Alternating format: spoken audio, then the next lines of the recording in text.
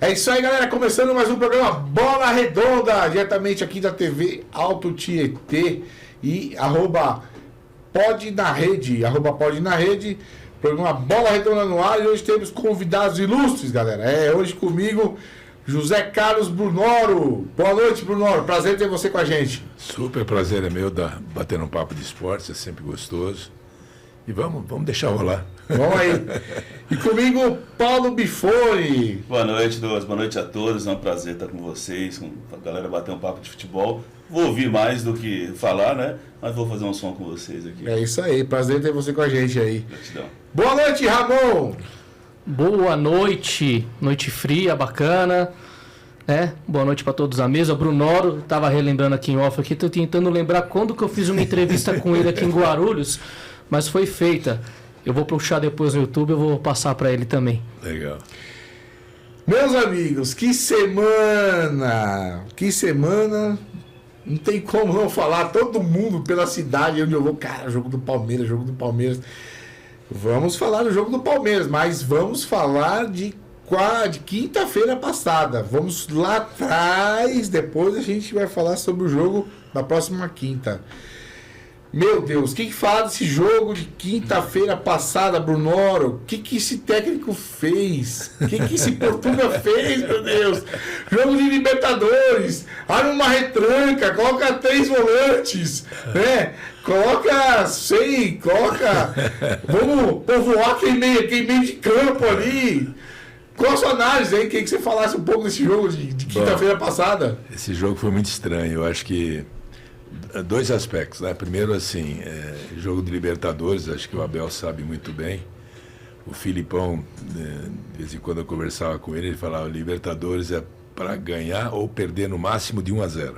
Fora. O Filipão sempre falava isso para mim, né? Eu acho que o Palmeiras entrou muito confiante. Ele se desprendeu de estar ligado no jogo desde o início, né? Ele não atendeu para isso, não se preocupou muito com a parte física em termos de altitude, que é muito puxado no começo. Então você tem que realmente, no começo do jogo, amarrar um pouco o jogo até se acostumar com a parte física.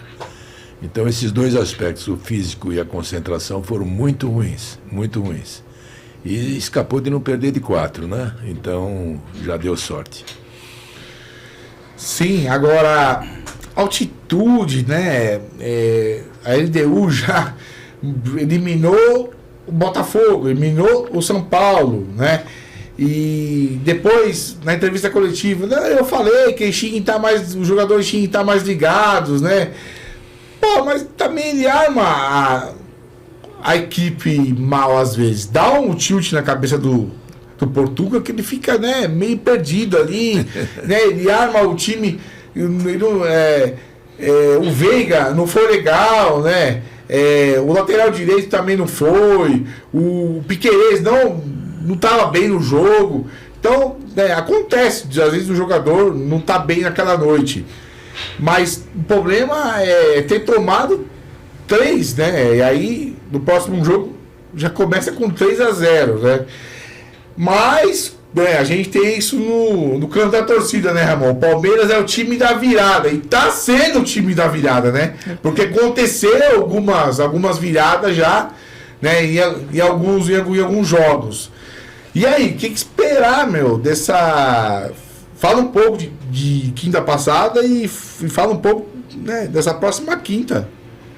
Vai ter que ser, como poderia ter sido mais, né? O Brunoro falou, se fosse 4-0, logicamente é um resultado difícil, mas o Palmeiras melhor que a LDU, mesmo a LDU fez uma bela campanha até agora, foi a primeira colocada também na chave de grupos. No grupo do Flamengo. Exatamente. Né? No grupo do Flamengo. Então, assim, ela não é a mesma LDU de tempos passados, mas tem também a vantagem de ter um treinador brasileiro que conhece bem aqui o nosso futebol. O Palmeiras foi muito mal, não dá para jogar em cima da altitude, não dá nem para jogar se foi ou não foi pênalti, isso não dá para justificar. O Carlos Miguel já tinha feito umas 2, 3 defesas antes do primeiro gol. Malco Kelvin, que é um belo lateral direito, foi muito mal. Antes do primeiro gol já tinha comentado com uma pessoa, falei, ele tá mal, e ele sentiu ali naquele primeiro gol ali que ele perdeu o passo. Rafael Veiga entrou mal ali. Eu falo, o Maurício ele é muito subestimado. E quando ele joga bem. Mas na hora que é para ele jogar, ele não joga, ele não entra.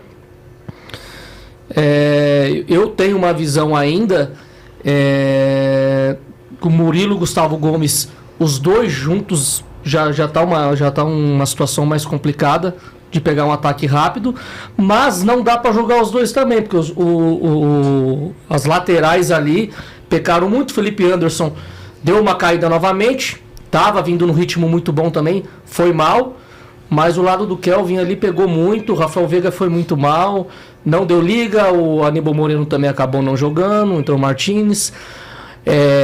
Vamos ver. Do jogo de domingo agora do Cruzeiro, já foi um esboço do que deu para sentir, do esboço que ele está preparando para quinta-feira agora. Dá para reverter? Dá para reverter. É difícil? Agora, o Palmeiras está numa média de fazer 3, 4, até 5 gols. Agora não vai poder tomar, porque se tomar gol, aí muda muita coisa. Igual a gente estava falando antes, vai ter que ser um jogo perfeito, vai ter que fazer jogo, vai ter que fazer gols e não tomar. Ô, Paulo, time você torce? Eu tô sofrendo bastante nos últimos anos. Eu sou São Paulino. Você é São Paulino, entendi. Você tá aqui de Guarulhos? Eu sou paulistano, mas moro aqui no município há cerca de 21 anos. Entendi. Daqui a pouco eu vou rolar a música aí, que o Paulo é músico e vai tocar uma viola aí. Isso aí. Agora, o que a torcida, hein, Bruno? Você que teve lá dentro, você teve vários timaços do Palmeiras da era Parmalat. Vou te relembrar um jogo. Aquele jogo contra o Grêmio. Nossa Senhora. Que o Palmeiras perdeu de 5-0, né? E aqui foi 5-1 o jogo. Qual é a atmosfera daquele jogo? O que o técnico era o... Carlos Alberto Silva. O que ele falou no vestiário? Você estava no vestiário ali? Estava, sempre participava junto. O que era a conversa daquele jogo? O que passava na cabeça dos jogadores? O olhar dos jogadores ali? O que a gente até por a minha experiência como treinador também de vôlei, né, que a gente já passei por muitas decisões mundiais, tudo isso com o time de vôlei. Esse tipo de jogo, ele tem que você tem que começar a trabalhar ele no jogo anterior que você perdeu. Você já tem que começar a trabalhar esse jogo antes, moçada. Foi o pior jogo da vida. Se os caras podem fazer 5, nós também podemos. Essa é a expressão. Se os caras podem fazer 5, nós também podemos. Então já começa a plantar o jogo seguinte, não é dar esporro no vestiário, aconteceu. Então você já tem que ter a perspicácia de sair já mexendo no time, no moral do time, no psicólogo do time, já para o jogo seguinte. Então eu acho assim, o Palmeiras, aquele jogo do 5-1 foi bem isso. Quer dizer, a gente perdeu, inclusive nós tivemos dois jogadores expulsos no primeiro jogo, foi o Rivaldo e o Weber, que nunca tinham sido expulsos, entendeu? Então assim, já começamos a mexer com isso. E esse jogo também, eu acredito que vai acontecer isso, entendeu? Porque o Palmeiras, ele tem essa perspectiva de virada, sempre teve, principalmente em casa. Então eu acho que se é um time que pode reverter um placar desse, é o Palmeiras. Se é um time que pode fazer isso, é o Palmeiras. Mas o Flamengo, o Corinthians, tudo tem torcida grande e puxa, mas o Palmeiras dentro de campo, nessa hora, cresce muito. Você pode ver historicamente. Nesse jogo do Grêmio, nós tivemos azar de tomar um gol, mas fizemos 5 gols, que era improvável. Então acho que já o Abel já começou a trabalhar isso. Ele já fez um jogo contra o Cruzeiro mais conservador para não perder, inclusive se você perde do Cruzeiro, já ia refletir muito nesse jogo de quinta-feira. Se ele perde, ele já ia refletir muito. 2 derrotas seguidas, aí sim ia complicar. Mas ele fez um jogo conservador que primeiro era para não perder, depois vamos ver se ganha. Que era para poder já deixar o time com moral, já não perdemos outro jogo, essa coisa toda. Então acho que o time do Palmeiras tem condição de reverter, tem time para reverter, né? Então, por exemplo, ele deixou os 2 atacantes um tempo, depois já tirou, que é para poupar, quer dizer, então ele sabe mexer com isso. O Abel tem essa vantagem. Apesar que às vezes ele é um pouco prepotente, essas coisas que ele quer testar algumas coisas que não precisava, entendeu? Mas eu acho que se é um time que dá para virar, o Palmeiras. Agora, Ramon, o que está acontecendo com o Aníbal Moreno? Que jogo já contra o Flamengo ele já errou. O Fux ou o Moreno? O Moreno. Tá alguma coisa tá acontecendo com esse cara. O cara foi convocado para a seleção argentina, né? Tava jogando um bom futebol. Se não fosse estiver jogando bem, o técnico da seleção argentina não ia convocar ele. O que tá acontecendo com esse cara, bicho? O cara tá tendo uns erros infantis ali, não dá para entender. O cara deve estar com algum problema, não sei. E problema de lesão também. Agora, parece que vai jogar quinta-feira, mas assim, no início do ano, o Martínez ficou com a posição dele, que veio até contestado. Até acredito que não foi o fator principal ter jogado o Martínez na quinta-feira, no lugar do Moreno. Mas dizem que quando é convocado cai, né, o nível do cara. Tem isso também. Agora, até lembrando de 95 aí do Bruno, acho que faltou mais um minutinho aquela vez. Se tivesse mais um minutinho de jogo, eu acho que ia virar. Eu achei que ali houve um erro do falecido Carlos Alberto, amigo, tudo. Ele tirou o nosso melhor atacante, que naquele dia estava estraçalhando, que era o Giancarlo. Giancarlo não, era o Giancarlo, estava jogando muito aquele dia. Era um meio atacante, né? Aquele dia ele estava... Não era o Giancarlo. Era o Giancarlo, sim. Estava jogando muito, distribuindo bem o jogo, não sei por que ele tirou, entendeu? Aquele dia ele estava muito bem e ele tirou o jogador. Mas são coisas da vida. São coisas do treinador, né? Sim. Eu já devo ter cometido muito erro como treinador de voleibol também. O Grêmio era tão forte que foi campeão e perdeu a final do Mundial pro Ajax. Era um Grêmio muito forte. Uma base até que veio pro Palmeiras depois. Arce, Paulo Nunes. O Arilson teve uma passagem mais discreta, mas um super time ali. E aí voltando aqui, que é legal lembrar dessas épocas assim, mas assim... de Moreno e de todo o pessoal, porque acho até que você citou do Moreno pelo jogo do Flamengo, um pouco desligado, teve também a falha lá contra o Corinthians na Copa do Brasil. Sim. Então assim, é muito bom jogador. Eu acho o Martínez mais marcador. Acho ele até mais seguro na marcação. Mas eu tô vendo, e pela escalação contra o Cruzeiro que eu tava lá, não vai jogar nenhum dos dois. O jogo não tá pedindo nenhum dos dois. É um jogo que vai ter que abrir mais. E na cara do modelo que teve esse jogo no domingo, só jogou o Jefté no lugar do Piquerez, que o Piquerez estava suspenso. E então agora para quinta-feira vai ter que ser um time leve.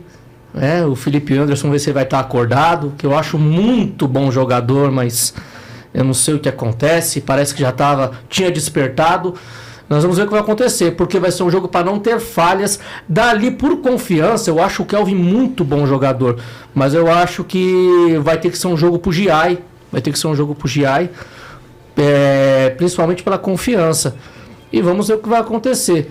Eu tenho a visão que o Alan tá pedindo passagem novamente, né? Eu ia falar ele tá pedindo novamente passagem, tem entrado muito bem, ele deu uma caída, até no Mundial ele tava jogando mais na frente como titular, mas parece que ali no meio campo, ali ele achou a posição dele e vem muito bem, então você sente que esse jogo é para ele também, por ser um jogo de um time mais leve, mais correria, e ele tem essa característica. Eu também acho que precisa saber o sistema de jogo, se ele vai jogar com 3 zagueiros ou não, né? Então, precisa pensar bem também. Sim. Porque se ele vai jogar com 3 zagueiros, não sei se ele vai perder um pouquinho de situação ofensiva, né? Porque às vezes os 3 zagueiros liberam um pouco o lateral para avançar. Sim. Mas também fica vulnerável. E vulnerável num time como esse da LDU é perigoso. Entendeu? Então precisa ver o sistema que ele vai adotar. Porque, por exemplo, o Bruno Fux é um jogador de futuro. Ainda não é o cara. Então se ele começar a errar individualmente é perigoso, né? E o Kevin não marca tanto quanto o Giai. Né? Exatamente. Ele no ataque, ele ataca bem, mas na hora de recompor, não é igual o Giai. Agora, o jogo contra o Cruzeiro, o Palmeiras teve a chance de ganhar, só que ele foi preservar os 2 jogadores, tirou o Roque e o Flaco. Sim. Né? Também não ia adivinhar que o jogador do Cruzeiro ia ser expulso. Né? Aí não dá para prever. Não dá para prever. Se ele, né, deixasse o Roque em campo, talvez o time do Palmeiras teria grande chance de ganhar esse jogo. E se ganhasse o jogo, ia abrir 3 pontos na frente do Flamengo com 2 vitórias a mais. Já daria um grande passo para o título. O Cruzeiro tem o time é muito bom, é o que vai ficar ali próximo ali de Palmeiras e Flamengo, que não acredito que vai disputar título, ainda mais ainda que o Palmeiras e o Flamengo tem mais um jogo, né, cada um para fazer. Agora bateram até na mãe, hein? Bateram, reclamaram, até, né, conversar com o Brunoro, porque antigamente tinha árbitro ruim, né, Brunoro? Mas hoje os caras são muito ruins. Eu tava com a minha namorada no jogo. Aliás, vou dar só um detalhe pro Palmeiras, aí pro Avante. O setor que eu peguei ali, o Superior Sul, estava com a torcida do Cruzeiro. Você acredita nisso? Sério? Porque eu acho que a torcida do Cruzeiro acabou vindo num peso maior e não avisaram quem estava naquele setor. Então, assim, só dar um recado assim para valorizar mais quem tem o plano Avante, quem está em dia ali, que não foi só eu e ela que passamos por isso. Mesmo assim, assistimos de um lugar legal ali, mas se nós fôssemos atrás da nossa numeração, não teve uma informação legal, ficar um jogando para o outro, eu acho que o Palmeiras não tem essa necessidade. E eu mandei um recado bem educado, fui bem educado lá no Avante, que não é legal isso, né? Não é legal. Às vezes tem uma pessoa ali que tem uma deficiência, precisa estar sentada ali, não teria uma orientação bacana para essa pessoa. Mas, voltando nisso do Cruzeiro, eu achei que no geral o Cruzeiro foi melhor, mesmo com um a menos. E aí entra essa situação do gol invalidado ali, muito complicado, mas é um negócio que eu falo, negócio de ajudado, vai ajudar, tá sendo ajudado, é a CBF. A arbitragem é ruim, não é, Brunoro? Eles são ruins mesmo. Olha, você vê as coincidências, vamos lá. Antes do VAR, eram esses caras que apitavam. Ninguém reclamava tanto. Antes do VAR, era eles que apitavam. Então, o que começou a passar para os árbitros também? Uma insegurança do que eles apitam. Sim. Porque, ele apita um negócio, vai lá, o VAR fala outro, já começa a bater uma insegurança. Então, ele não sabe se vai toda hora no VAR ou não. Então, o juiz, naturalmente, ele já não tem aquela autonomia que ele tinha. Porque ele peitava os erros dele. Ele peitava. Então, agora, por exemplo, se ele erra e o VAR acerta, vão falar que ele está de esquema. Porque, assim, o futebol brasileiro está exagerando com o negócio de árbitro. Está exagerando. Qualquer coisa é porque ele roubou, qualquer coisa é porque prejudicou. Agora, os técnicos já acharam uma muleta também no árbitro. Todos eles acharam uma muleta no árbitro. Então, era assim, era primeiro o técnico, agora é o dirigente, para justificar um mau trabalho. Porque se assim... o juiz não marca um pênalti para mim. Ok, pode mudar o jogo. Mas você tem 90 minutos ou 80 minutos para você fazer o resultado. Aí o cara fica só em cima daquele pênalti. Entendeu? Então, assim, eu acho que tem que dar um desconto também. O árbitro erra uma bola, vai o time inteiro em cima. O cara toma um soco no peito, já vai com a mão na cara dizer que tomou na cara. Quer dizer, o negócio está impressionante. Está impressionante tirar a segurança do árbitro. Então, assim, acho que os nossos árbitros estão fracos, mas também eles estão inseguros, estão pressionados e cada vez mais vai ser difícil eles apitarem certo, porque é uma divisão de conduta entre VAR e árbitro e isso complica bastante. Você não tem mais aquela autonomia. Por que tem tanto... agora tem muito mais reclamação do que antes do VAR. Muito mais. Quer dizer, olha que situação engraçada. Quando era para você estar mais tranquilo, você está mais intranquilo. Então, acho que está na hora de a gente repensar um pouco. Também as atitudes em cima dos árbitros estão exageradas, as cobranças estão exageradas, entendeu? Eles podem errar um lance e tal, mas isso, definir o jogo, não sei se definiu, porque se você erra, por exemplo, a expulsão do menino lá do Cruzeiro, que na minha visão estava clara que era para ser expulso. Tudo bem, mas você tem 90 minutos para jogar, cara. Né? Você tem 90, ali estava no começo do jogo, você tem mais 80, sei lá, mas fica em cima desse erro. Fica em cima desse erro. Quando foi jogador expulso do Cruzeiro, o Cruzeiro ficou com menos e teve chance de fazer gol. Sim. Não é isso? Então, é muito incoerente isso, cara. Nos 90 minutos eu achei o Cruzeiro melhor. Então, assim, tudo bem, eles estão mal, não estão melhor tal, mas também a insegurança que o VAR proporcionou aos árbitros também é muito grande. A CBF precisa fazer alguma coisa, porque a arbitragem está muito ruim, muito. A gente fala, mas o time A, o time B está sendo prejudicado, ou está sendo favorecido. Todos os times tiveram erros a favor e contra. Sim, todos. Você pega os 20 dali da Série A. Todos. Então, a CBF precisa fazer alguma coisa, profissionalizar o árbitro de verdade mesmo, não o cara ter 2 empregos, 3 empregos. O cara só pode ter um emprego só, que é o que é árbitro. Será que eles têm mais emprego? Porque assim, o cara que apita um campeonato, ele está apitando 2 vezes por semana, aqueles árbitros mais... quase 8 mil por jogo. Será que dá tempo de ter outro emprego? Não sei não, viu? Tem muitos que tem tem mais de um emprego. Mas não é esses árbitros top. Porque eles estão apitando 2 vezes por semana, porque estão dando os melhores jogos para eles, até por medo, né? Mas chega a ganhar 7, 8 mil por jogo, 2 jogos por semana, o cara ganha bem pra caramba, né? Então, assim, e nem sei se dá para ter outro emprego jogando, porque tem viagem, tem tudo, né? Mas Agora, a profissionalização, eu também concordo contigo, ela tem que ser de outra maneira, tá? Não é só porque...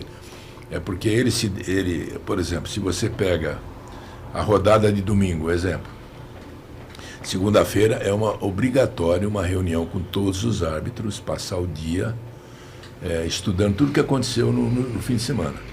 Olha, isso, e com isso você padroniza as atitudes dos árbitros. O que está faltando muito é padronização dos lances capitais. Tem um árbitro que apita de um jeito, tem um árbitro que apita do outro.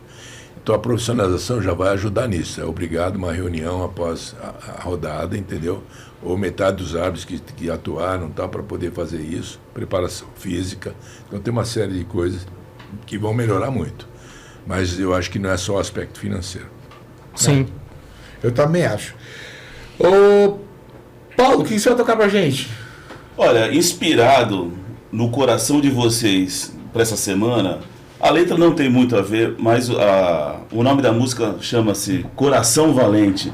Eu acho que vem muito bem a calhar para o coração de vocês alviverdes. É isso aí. Opa! Vamos lá. Vamos lá.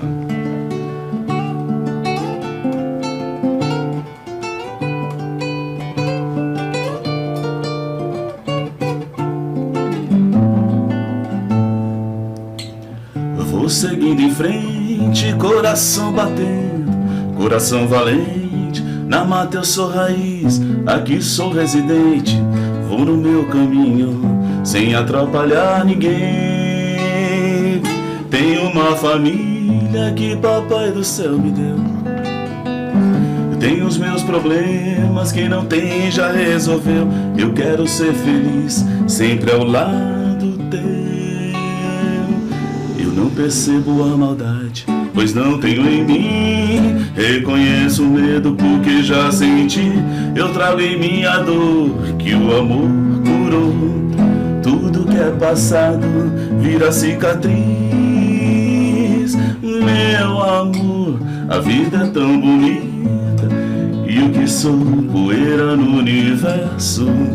As estrelas eu vejo de perto, quando seu sorriso faz meu céu brilhar.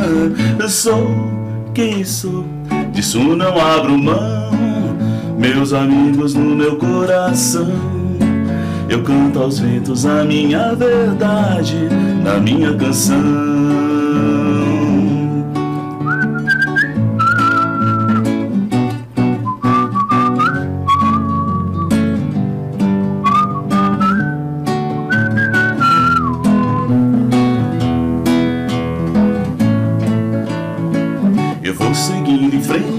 Coração batendo, coração valente. Na mata eu sou raiz, aqui sou residente. Eu vou no meu caminho sem atrapalhar ninguém. Tenho uma família que papai do céu me deu. Tenho os meus problemas que não tem já resolveu. Eu quero ser feliz, sempre ao lado teu. Não percebo a maldade, pois não tenho em mim. Reconheço o medo porque já senti. Eu trago em mim a dor que o amor curou. Tudo que é passado vira cicatriz. meu amor, a vida é tão bonita e o que sou resumo nestes versos. As estrelas eu vejo de perto quando seu sorriso faz meu céu brilhar. Sou quem sou, disso não abro mão, meus amigos no meu coração. Eu canto aos ventos a minha verdade na minha canção. Eu canto aos ventos a minha verdade na minha canção.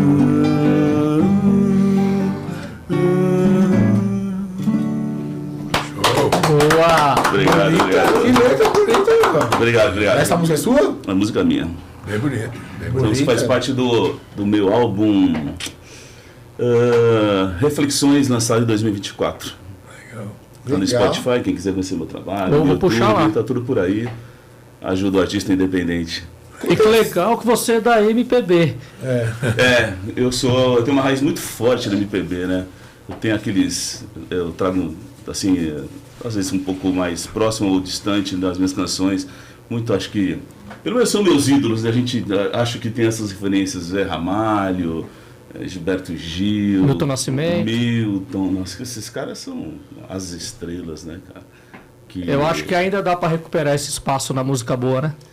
Dá, sim, tem muita gente, viu? Eu participo de muitos festivais aí pelo Brasil afora, tem muita gente que é fantástica. A música brasileira, ela Muito rica, né? não se resume a isso que a gente tem escutado, que a gente fala, poxa, acabou a MPB. Não, tem muita gente boa mesmo, viu?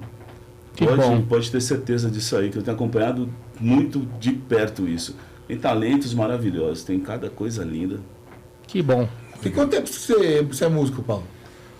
Cara, eu venho de família de músicos. Minha avó era pianista, meu avô violinista. E por parte da igreja eu comecei a cantar no coral com meus pais. E na adolescência eu ganhei um violão do meu avô, né? E tinha piano em casa, né? Só que eu nunca fui pra frente no piano, impressionante. E o violão, acho que a didática do professor, ele começou a passar umas músicas que os adolescentes gostavam na época. Acho que era Legião, um pouquinho antes, aquela época, Capital Inicial e tal. E eu já vinha também ouvindo muito MPB em casa, né? E o violão foi pra frente. E aí eu toquei muito em barzinho, bastante tempo à noite. Parei porque começou a nascer o primeiro filho, segundo filho, questão financeira, profissional. Você não toca mais à noite, então? Não, hoje em dia, musicalmente, eu me dedico só ao meu trabalho autoral. Né? Eu toquei no Bar Brahma semana retrasada. Dia 11 de novembro agora eu vou estar no Tom Tom Jazz com a minha banda. E só meu trabalho autoral. Então, o meu grande prazer musical é compor e mostrar o meu trabalho. Como é que chama essa banda? Não, é Paulo Bifone. Depende aonde eu for, por exemplo, eu preciso de uma coisa mais enxuta, aí eu vou com tal músico. Tá. Entendeu? Não tem assim um nome. Bacana, entendi. Certo? Meus amigos palestrinos, que semana! Vamos de palpites? Mas antes disso, eu acho que a torcida vai fazer aquela festa bonita, aquele corredor, o Inferno Verde, né? Que eles falam, né? Ali no CT do Palmeiras ali, Já tem que entrar bem ligado dentro do jogo já tem um lugar que eu fico já lá. tem que balançar o ônibus, já tem que entrar calibrado já tem que estar daquele jeito. Eu já vou ali, chegar cedo lá quinta-feira. E com sangue, com os que falam, né? O sangue nos olhos, né? Que os caras falam. Né? Aliás, é o jogo mais. Pra conseguir ingresso pra esse jogo, já na quarta pré-venda lá, que já é o Prata, já não tinha mais ingresso. Se tinha alguma coisa lá na Central, que são os lugares mais caros, né? Mas a disputa para ingresso para esse jogo, nossa, então vai ser um negócio. E já teve uma pré-festa bonita contra o Cruzeiro. Então quinta-feira vai ser linda. Só o pessoal tá ligado aí que dá para fazer o resultado legal. Eu acho que vai ser uma festa bonita. A torcida vai empurrar o time. O Palmeiras nessa hora é fantástico, né? Fantástico. Eu tô meio otimista. Eu tenho fé sempre. Eu gosto de acreditar nas coisas. Mas não vou dar o meu palpite agora, não. Eu vou começar com o Paulo. Quanto vai ser esse jogo aí, Paulo? O Palmeiras perdeu de 3. Ele precisa fazer 3 para ir para os pênaltis ou 4 para passar direto. Posso falar um negócio? Olha, eu fui muito a estádio, na época que o São Paulo jogava bem, né? Tinha um belo time, né? E eu fui em muitas Libertadores, inclusive na primeira Libertadores contra o Nivas eu estava lá. Sério? Tava. Vi quando o Palhinha perdeu, que era para ser o tri seguido contra da Libertadores o Vélez. contra o Vélez, eu também estava lá. E assim, eu acho que o jogo de Libertadores ele é um jogo totalmente diferente. Ele é mágico, né? Não é um jogo, ele é jogo chato. Ele não normalmente, tá?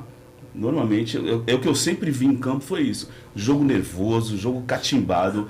O futebol sul-americano tem essa vertente. Eu ia fazer até um comentário com vocês quando vocês estavam falando da arbitragem, que eu acho que a arbitragem do Brasil, desculpa entrar nesse mérito, mas ela tinha que tomar um pouco mais de conta da situação, que você vê um jogo na Europa, por exemplo, e o cara não fala com o juiz, sabe? É muito nhenhenhé, para muito jogo, conversa, você fica ameaçando, sabe? É uma coisa talvez do brasileiro, mas eu acho que a arbitragem teria que ter como foco mudar isso, é apenas opinião. Mas olha o resultado do jogo, cara, 2-1 Palmeiras. Vixe, 2-1 não passa. Não é torcida.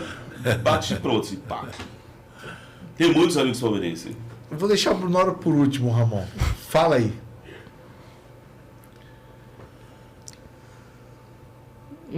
Alguma coisa me diz que vai pros pênaltis, falando seriamente mesmo. 3-0 aqui também para o Palmeiras. 3-0? Pênaltis, aí o Palmeiras passa, principalmente pelo goleiro, mas eu sempre dou o resultado na opinião mesmo, não é na emoção. Todos os times aqui, eu acredito que 4 de diferença vai ser super mega difícil. Eu acredito que vai ser 3-0 e o Palmeiras vai passar nos pênaltis. Meu Deus. Comprimido sublingual aí, né? Esse jogo aí. Aliás, o Carlos Miguel foi muito bem domingo, hein? Vamos lá, eu vou fazer vocês sofrerem, tá? Então é o seguinte, vai ser... Tá 3-1 pro Palmeiras até os 42 por aí, faz o 4. E aí vai pros pênaltis, pode sofrer à vontade.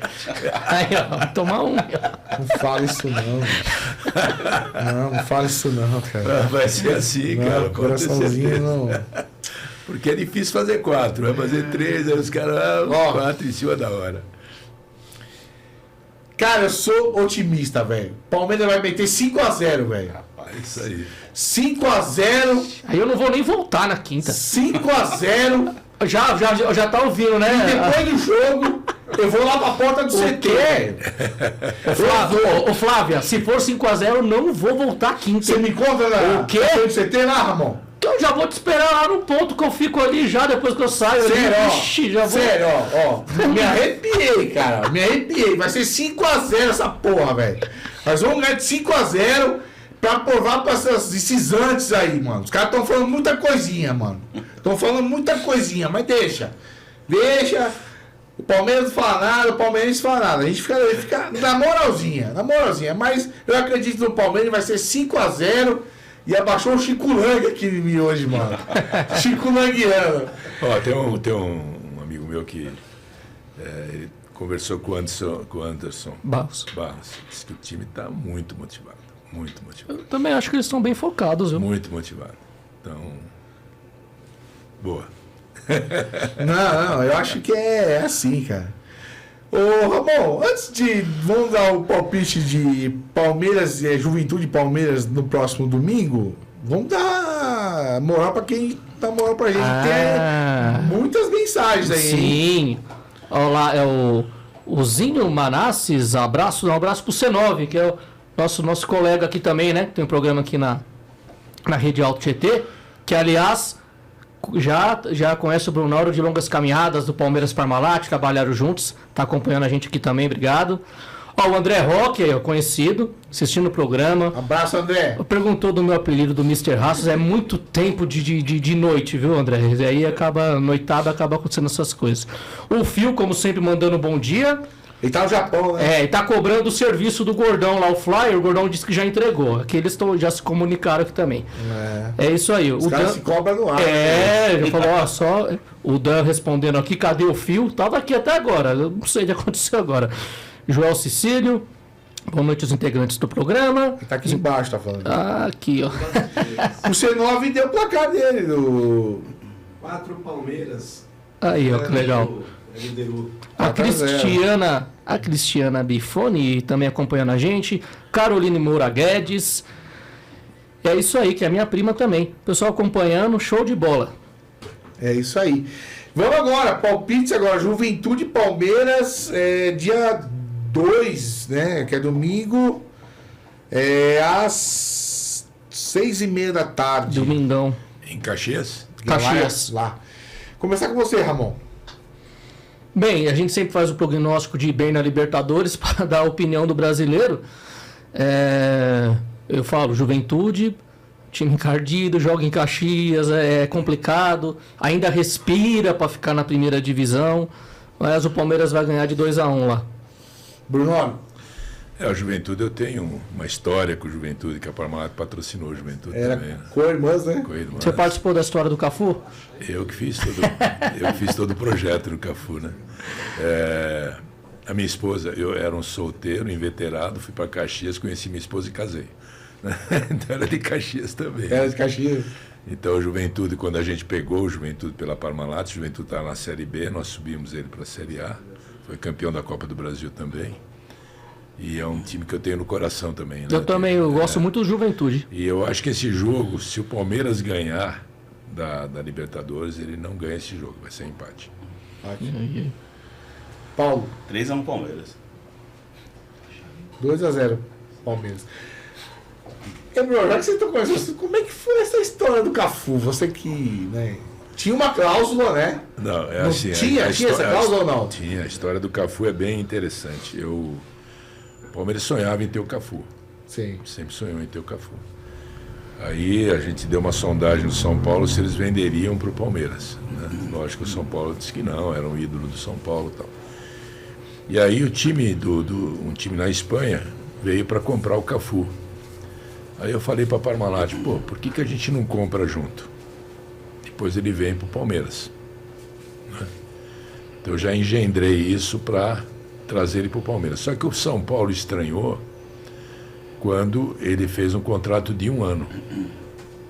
Geralmente os times europeus fazem contrato de 5 anos. Ele falou, tem história da Parmalat por trás disso.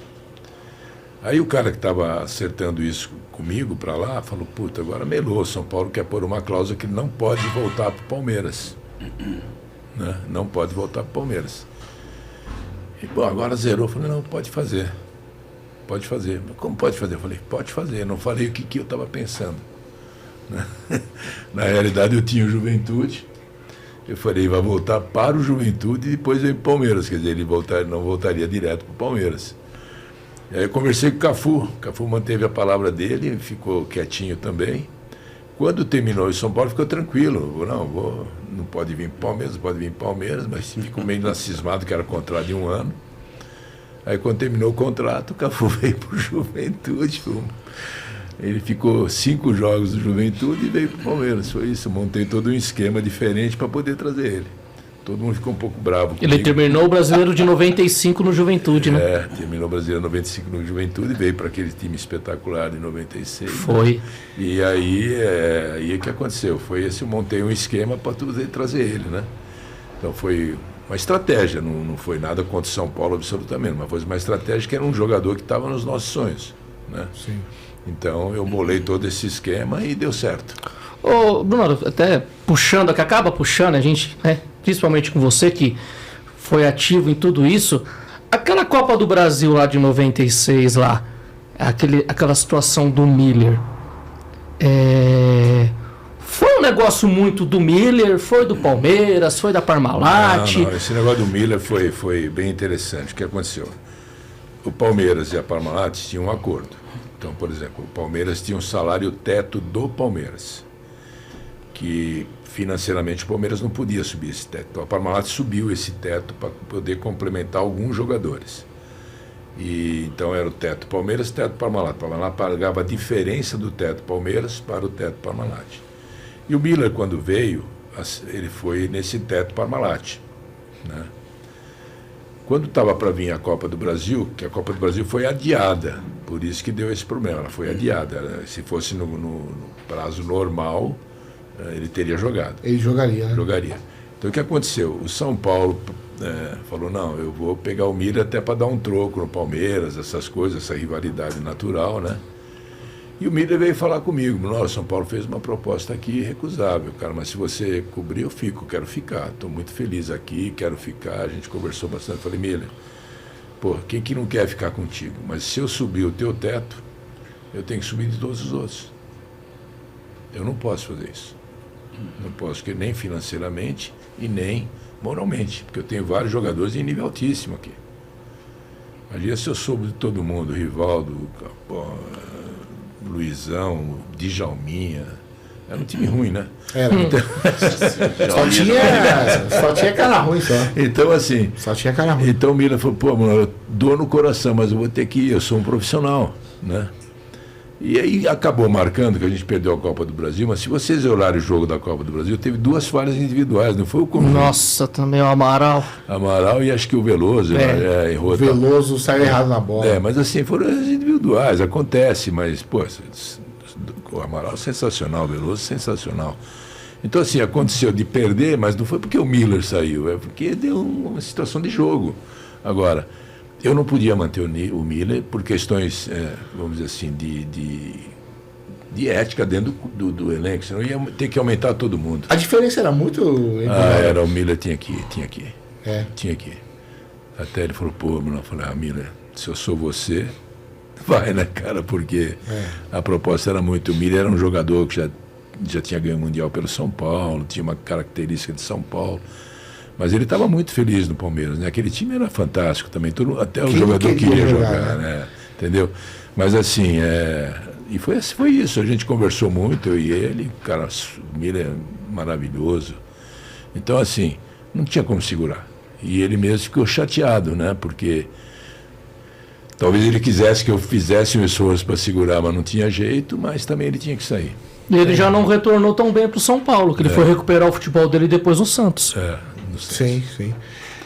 Eu tenho uma pergunta para te fazer. Foi no final de 95, que aí quando foi montado o time de 96, as 2 contratações que ele fez só trouxe Djalminha e Luizão só. Meu Deus do céu! Só trouxe esses 2 caras, Djalminha e Luizão numa tacada só. Sim, que já vinha. Uma história, Como é que foi isso? Eu tô louco pra saber isso. Essa história é bem legal, bem legal. Quando a gente estava em 95, a gente estava na transição, né? Então, o time de 93, 94 estava terminando, né? Terminou, já tinha ido embora Evair, uma série de jogadores e tal. Foi tudo pro Japão, né? Tudo pro Japão. César Sampaio. Evair, Sampaiozinho. Aliás, aqui eu fiz uma transação muito legal dos 3. Um time japonês veio atrás do César. Kashimatos, né? Eu falei assim, você não quer montar um time? Leva 3. Porque os 3 queriam já sair, né? Porque eu falei, leva 3, cara. Você tem um meio campo, você tem um centroavante e você tem um volante, pô. Pronto, meio time. Meio time, cara. Meio time. O japonês olhou pra mim, esse cara, não. E ele levou os 3. Eu que induzi ele a levar os 3, entendeu? Já que os 3 queriam sair, para Paraná ter uma grande... E era fase de transição já, né? Aí, quando eu trouxe o Vanderlei de volta, e o Carlos Alberto Silva saiu, já trouxe ele em 95 também, no final do campeonato. Falei, Vanderlei, vamos fazer umas loucuras? Ele falou, o que é, Bruno? Vamos montar o time de 96 e 95? Coisas de técnico de vôlei também, que a gente tem essas coisas, né? Como? Eu falei, vamos contratar uns caras que já estão assim, no brasileiro, mas já deixamos eles prontos aqui, né? Aí eu fui no Guarani, mas eu fui no Guarani para trazer o Luizão. Porque o Luizão era um centroavante de 19 anos, metendo gol pra caramba. Falei, isso aí vai dar dinheiro pra caramba, né? 19 anos, tal, num time que eu já estava montando e tal. Goleador, né? Goleador. Aí o Beto Zini, que era o presidente do Guarani, falou assim, pô, Bruno, eu só vendo o Luizão se você levar o Djalminha. Eita. Eu tô precisando de dinheiro, não sei o quê. Eu falei, pô, mas o Djalminha, eu achei ele um craque, mas dizem que ele dá muito problema. Que dá problema? Ele falou a palavra mágica para mim. Quem passa por Luizão? quem dá os lances pro Luizão? Djalminha. Djalminha. Eu falei, caramba, esse cara tem razão, meu. Aí eu fui na Parmalat e convenci a trazer o Luizão. Então veio, desculpa, o Djalminha junto com o Luizão. Então eu comprei os dois porque o Bertuzini deu essa letra, entendeu? Você lembra o valor? Eu não lembro os valores, cara. Tipo, hoje foi em dólar, né? Era o dólar, mas o dólar era 2 por 1. 2 por 1. Era coisa pequena. Meu Deus, quanto vai valer hoje, hein? Nossa, quanto vai valer hoje, cara? Aí Nossa, eu trouxe os dois, mas o grande lance, depois eu trouxe o Mila. E aí o Bertuzini falou, você tem que levar agora. Eu falei, eu vou levar agora, mas eles não podem jogar. Eu falei, eu preciso aliviar a folha, você já leva agora. Então eu comecei a treinar também em 95. Sim. Quando chegou o Campeonato Paulista, a Mila, o Luizão já estavam tudo treinado, cara. O time voou. Uma estreia com a Ferroviária. 106 gols, 106 cara. gols. Os times adversários iam ver o time no estádio jogar. Sim. Né? Era loucura. Era loucura, Rivaldo, todo mundo, pô, sabe? Então, assim, foi uma estratégia também que a gente fez para preparar o time para 96, já que 95 era a transição, a gente não ia ganhar mesmo, e já preparamos para 96. Mas o Djalminha, a culpa foi do Bertuzini. 95 aparentava que levou um tempo daquela transição de jogadores que vieram, Cafu, Nilson. E aí foi bem, mas a gente chegou acho que na semifinal do Brasileiro, né, que a gente perdeu do Corinthians, eu acho, e tal. O Roberto já estava saindo também, né? Então, mas assim, foi bem pensado isso aí, foi tudo estratégia.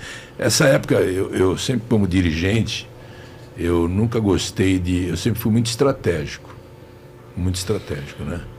Então, assim, eu não admito um time terminar o campeonato com 50 jogadores, 40 jogadores. Eu acho que os times têm que ser com contratações pontuais. Pontuais, é.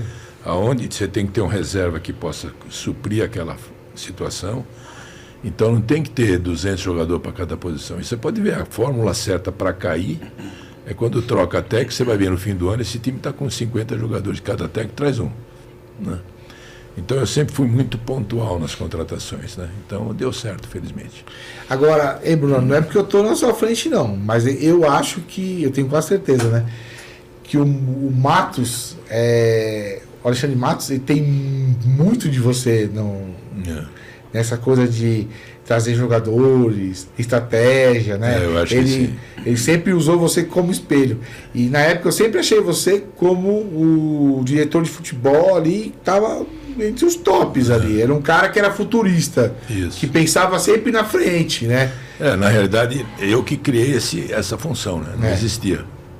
Quando eu fui para o Palmeiras, não existia essa função. Existia um gerente de futebol que cuidava mais de parte burocrática, não o cara que interferia no futebol. Tinha o vice de futebol, que era o colaborador, não o profissional.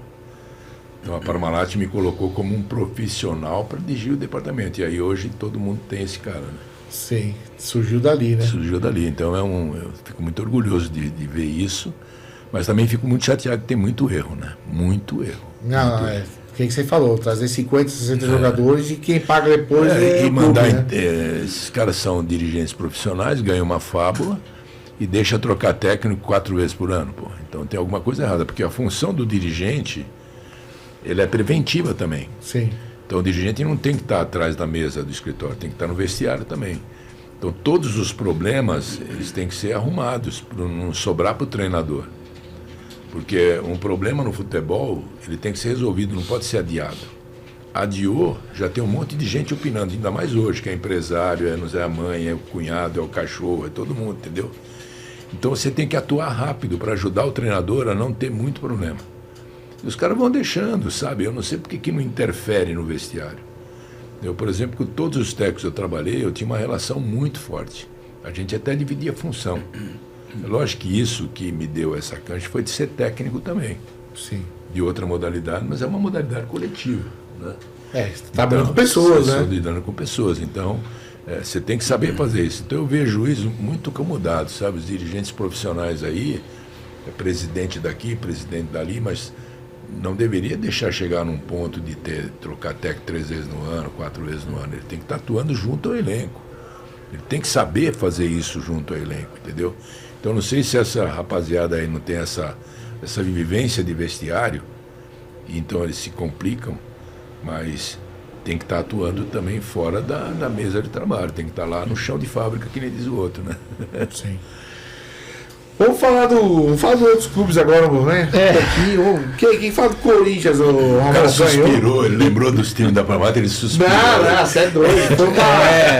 Foi uma época áurea, pô. Eu vou no estádio desde os 7 anos. Porque então... se tiver pra continuar conversando, não, já gravei com o Bruno,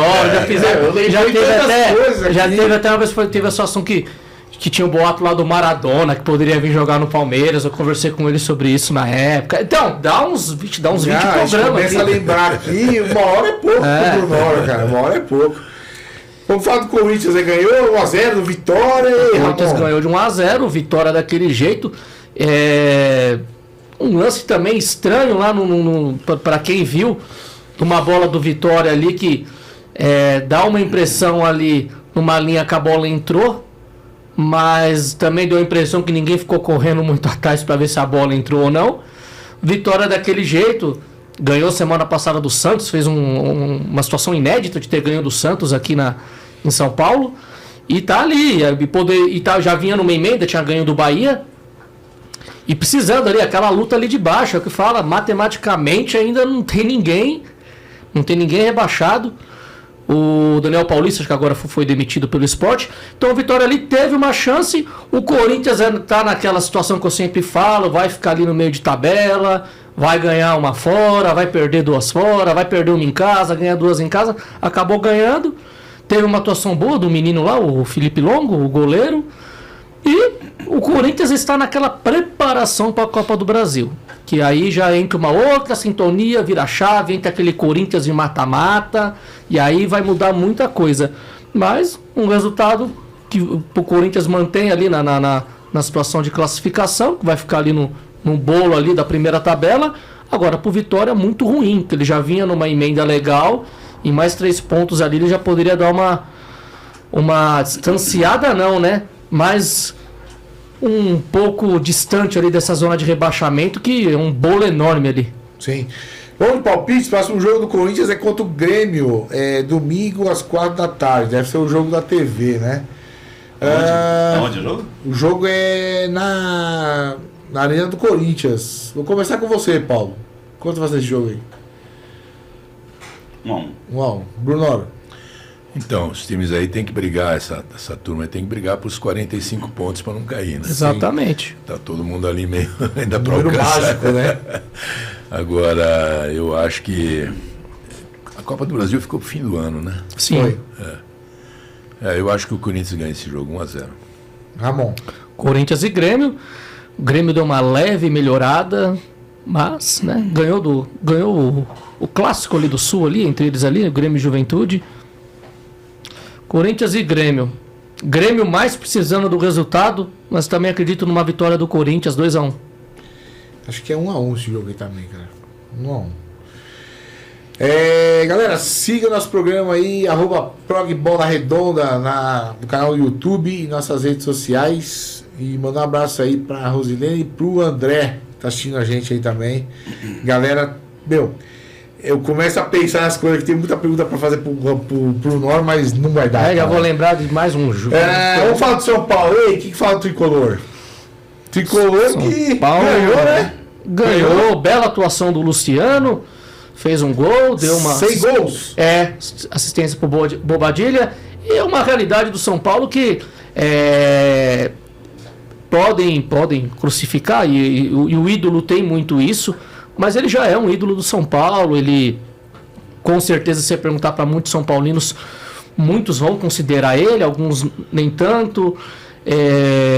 Você pode até justificar se ele é tão bom jogador assim, ou ele é mais identificado com o São Paulo do que tão bom jogador, mas não tem como reconhecer que ele é um cara que ele gosta do São Paulo. Você vê até o jeito que ele fala. Ele coloca muita determinação ali, coloca muito coração, e ele é um jogador que já está marcado na história, querendo ou não. Ele está cravado ali no São Paulo. O São Paulo fez uma partida segura, uma partida boa, fez 2-0 no Bahia, né? O Rogério Ceni sendo muito respeitado, logicamente, indo jogar ali no Morumbi. E o São Paulo vai ficar nisso, como eu já falei, no bolo igual do Internacional, do Botafogo, que fizeram investimentos, e ver o que vai conseguir para uma vaga bacana para o ano que vem ali, de Libertadores, pré-Libertadores. G8 aí. E vai acabar, porque agora até rebaixado joga, agora... Não é igual na época do Bruno, né, Bruno? Tinha que ser campeão para jogar. Agora é todo mundo. Mas o detalhe é que o São Paulo, se não me engano, um dos últimos 4 jogos que seria em casa, ele alugou para show. Ele tá com um negócio com o Santos ali, né? De jogar na Vila. Vai jogar na Vila, né? Então eu acho que nem é tão... Esse bolo aí pode ser um bolo mais lá embaixo também, viu, para lutar. Viu? Exatamente. E é isso, ver o que vai conseguir de vaga para Libertadores, para esse super ano de 2026 aí, com mudança de calendário, vai ter muita coisa. Mas tá ali. Eu tenho uma coisa que é importante, né, gente? Time de futebol é que nem carro de Fórmula 1. Tá? Depende do chassi. Se no começo da temporada saiu errado 1 milímetrozinho aí, para corrigir durante a temporada é um caos. Tá? Então o carro saiu errado da forma, a correção não leva tempo. E eu acho que a preparação do time do São Paulo e a preparação do time do Corinthians e do Santos também, tá? O Santos ficou muito em cima do Neymar, né? O Neymar vai resolver a minha vida. Se você olhar o que estava em volta do Neymar, agora deram uma corrigida. Não eram grandes jogadores, né? Então, assim, a largada foi ruim. O time foi mal estruturado, mal contratado.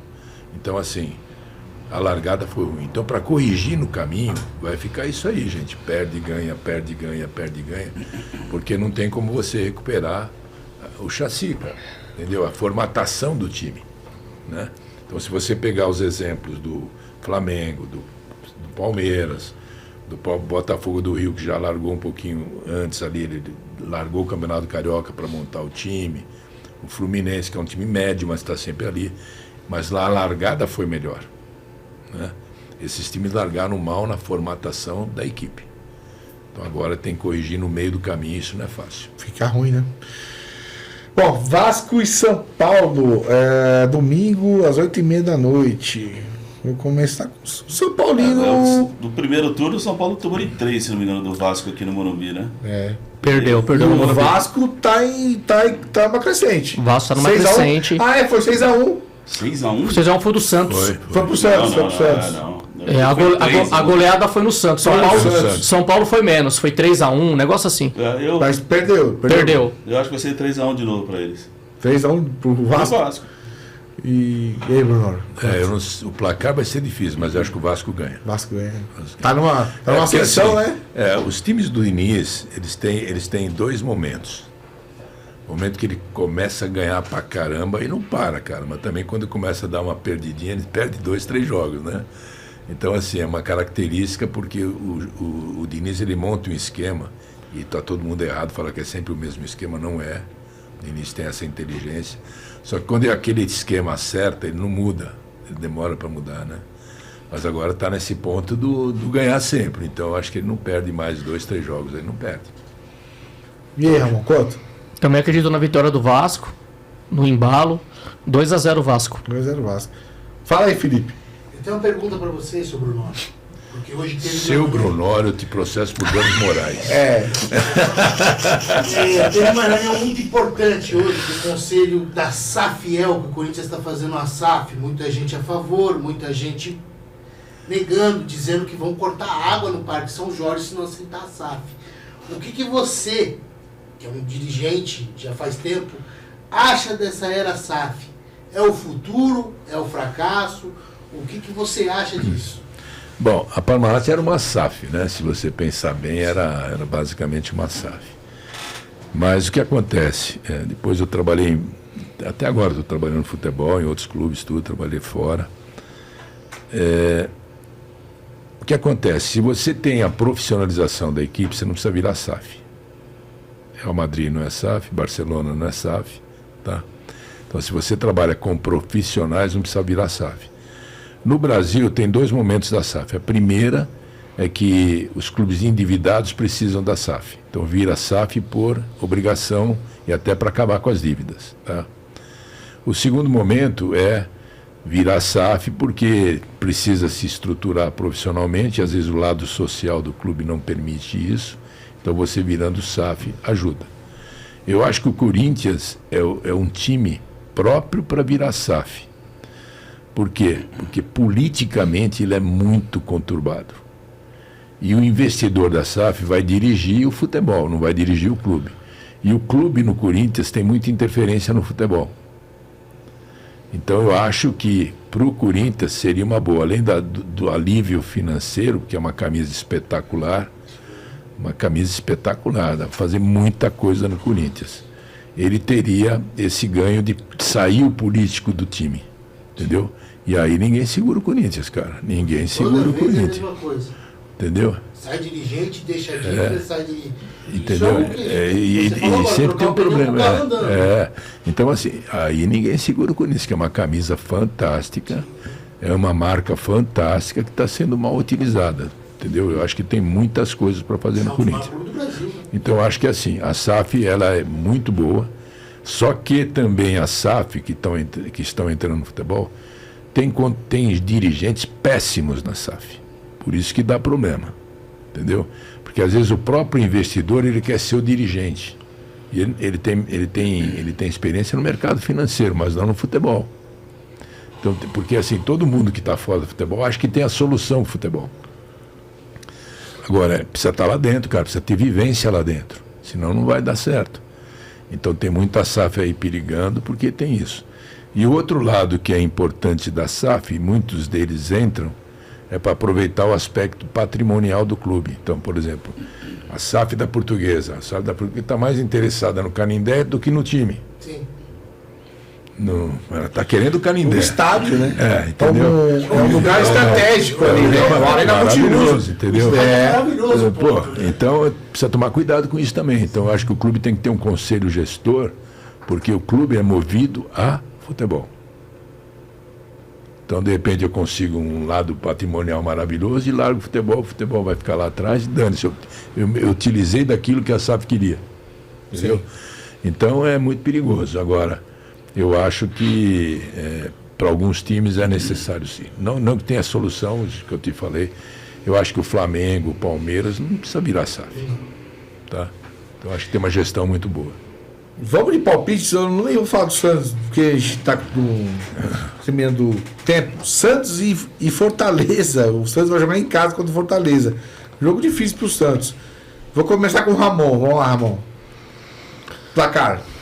2-1 Santos. Bruno. 2-0 Santos. Fortaleza 1-0. Fortaleza 1-0. Eu acho que o Santos ganha 1-0. Jogo difícil, mas acho que ele ganha em casa. Duas perguntinhas, Bruno. Qual o melhor técnico que você trabalhou até hoje? Luxemburgo. Melhor técnico que eu trabalhei. É um cara difícil de lidar, não é fácil, com uma posição, personalidade forte. Forte, né? Mas é um técnico muito bom. Que eu trabalhei o melhor técnico. Melhor técnico, né? Acho que até sem resposta, né? O melhor time, qual... De que ano foi? Tem duas situações. Como time, o de 93, 94. Como espetáculo, de 96. 93 ganhou 3 títulos. 93 eu estava lá no Morumbi, quando saímos da fila. Então, assim, e é isso. O treinador também é muita loucura. Por exemplo, eu estava de CEO do Curitiba até 3 anos atrás e o time tinha já caído praticamente quando eu fui para lá. Então, eu contatei 4 técnicos para trabalhar no time e trabalhar na fase que o time já estava caindo para preparar para o ano que vem. Ninguém aceitou porque ia cair. Não, eu vou ficar com a pecha aqui cair. Aí eu falei, não, mas eu te garanto para o ano que vem, eu quero começar o trabalho. Não. Sabe que treinador que eu trouxe? Um treinador paraguaio. Os caras queriam me matar. Imagina um treinador paraguaio no futebol brasileiro. Só que as características dele eram o que eu queria. Esse cara caiu com o time e subiu com o Curitiba. Morinigo, subiu com o Curitiba.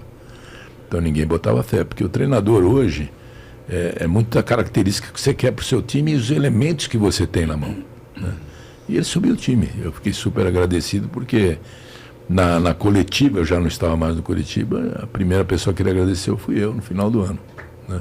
Legal. Então, essa coisa de treinador é muito isso, sabe? Você tem que saber a característica, tudo isso, precisa entrevistar muito o cara, sabe? Entendi. Bom, galera, chegamos ao final do programa. Queria agradecer demais a presença do Brunoro com a gente hoje. Tempo é curto, cara. A gente volta outra vez. Mais horas, vai voltar, com certeza. Agradecer a presença do Paulo. Paulo vai terminar com a música pra gente aí. Termino. Eu pensei que ele não ia tocar mais. Eu não sei se foi sorte minha ou azar meu hoje, pra estar com o Brunoro aqui. Quase não toco, porque é tanta história. Mas por outro lado, vai tocar, tanto pô. conhecimento, tanta experiência que, pô. Não, o cara tem história. Eu tinha até esquecido o que eu tava fazendo, que eu vim fazer aqui, cara. O cara tem história. Não, mas vai tocar pra gente sim. Agradecer a sua presença. Obrigado a prazer ter você com a gente aí. Volte mais vezes aqui no programa Bola Redonda. Muito obrigado. Ramon, tamo junto.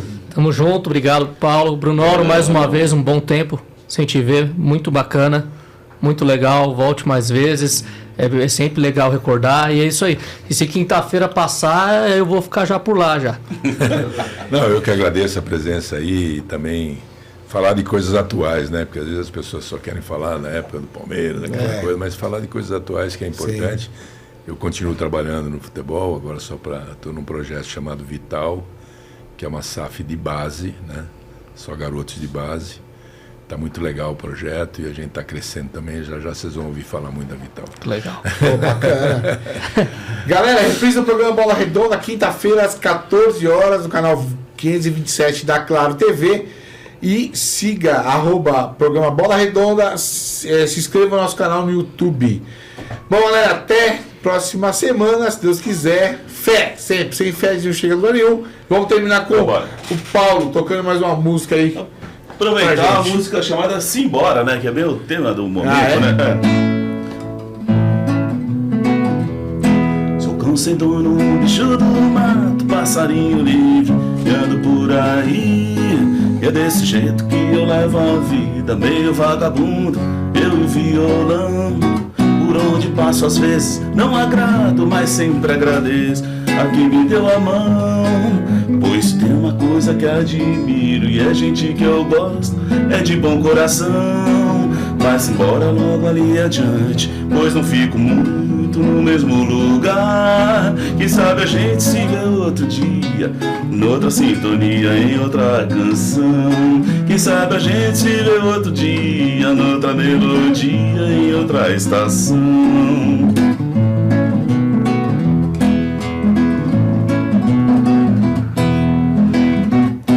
Não ganho muito, mas o que eu tenho dou muito valor e não abro mão. E até o pouco que aprendi na vida guardo as 7 chaves no meu coração. Sei que sou um pouco descuidado quanto às aparências, digo muito não. O que eu gosto mesmo é de simplicidade, nas futilidades não vejo razão. Mas embora logo ali adiante, pois não fico muito no mesmo lugar.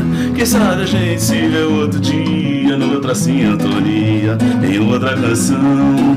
Quem sabe a gente se vê outro dia, noutra melodia, em outra estação.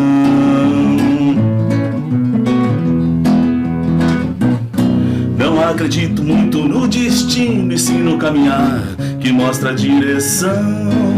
Não se trata de andar sem rumo, mas sempre seguir a minha intuição. Se você pensa que sigo sozinho, aí é que se engana, não há solidão. Anda comigo a alma de um menino que vive sorrindo, sempre brincalhão. Mas embora logo ali adiante, pois não fico muito no mesmo lugar.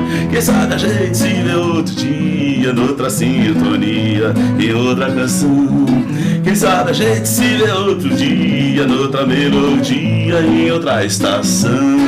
Paracumbeira, racumbeira, racumbeira, paracumbeira, racumbeira, racumbeira, paracumbeira, racumbeira, paracumbeira, cumbeira.